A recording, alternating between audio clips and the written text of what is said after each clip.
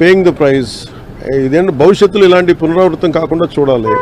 ఒకటి వాళ్ళు చేసిన దానికి వాళ్ళని అకౌంటబిలిటీ తీసుకురావడం, రెండు భవిష్యత్తులో ఇలాంటి పునరావృతం కాకుండా ఉండటం, వీటన్ని రెండింటి మీద ఆలోచిస్తారు. నోటీసులకి స్పందించకుండా ఆయన తప్పించుకుని తిరుగుతున్నారు. ఆయన ఒక్కళ్ళే గారు, మిగతా చాలా మంది కూడా విచారణకు రమ్మంటే రాకుండా తప్పించుకుని తిరుగుతున్నారని చెప్తున్నారు. పోలీసులు ఆ విధంగా వాళ్ళు పట్టుకోలేకపోతున్నారా, లేకపోతే ఏంటి అసలు? అంటే చిత్తశుద్ధి లేదా పోలీసులకు వాళ్ళకి అరెస్ట్ చేయడానికి కానీ వాళ్ళు పట్టుకోవడానికి కానీ, లేదంటే వాళ్ళకి తిరుగుతున్నారా? ఏంటి sir? Let the police do their job, let me do my job. నా పని నేను చేసుకున్నాను, వాళ్ళ పని వాళ్ళు చేయాలి కదా. గత గవర్నమెంట్ లో అయితే ఎక్కడున్నా కూడా పట్టుకొచ్చేవాళ్ళు.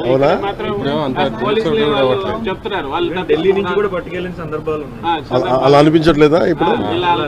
అంటే మీకు ఇప్పుడు చంద్రబాబు గారి మీద నందిగామలో దాడి చేసిన వాళ్ళు సింపుల్ గా కోర్టుకు వెళ్ళి వచ్చి మేము బయటకు వచ్చేసామని చెప్పి కాలర్ ఎగరేసుకునేటువంటి పరిస్థితి కనిపిస్తాం. సో ఎట్లా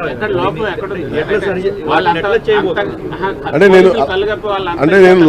ఒకటి లా అండ్ ఆర్డర్ హోమ్ నేను చేయట్లేదు. సో మీరు ఇది అడగాల్సింది మీరు ముఖ్యమంత్రి గారిని అడగాలి. కూటమి ప్రభుత్వం కాబట్టి కరెక్టే. అలాగే ఇప్పుడు నేను పంచాయతీరాజ్ గురించి అడిగితే నేను చెప్పగలను.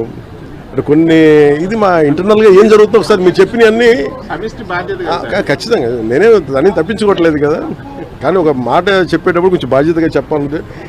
సో మీరు మా మీడియా మిత్రులు అడిగారు ఢిల్లీలో, ఇవన్నీ నేను ముఖ్యమంత్రి గారి దృష్టికిను హోంమంత్రి గారి దృష్టికి తీసుకెళ్తాను. ఏం చెప్పమంటారు చెప్పండి, మీ మాటకు నేను తీసుకెళ్తాను. అంటే మిమ్మల్ని అంత ఇబ్బంది పెట్టినప్పుడు, అంత ధైర్యంగా ఆంధ్ర పోలీసు ఉన్నప్పుడు, ఈ రోజు ఆంధ్ర పోలీసు ఎందుకు తట్టుపాయిస్తున్నారు అడగాలి కదా, ఖచ్చితంగా అడుగుతాను.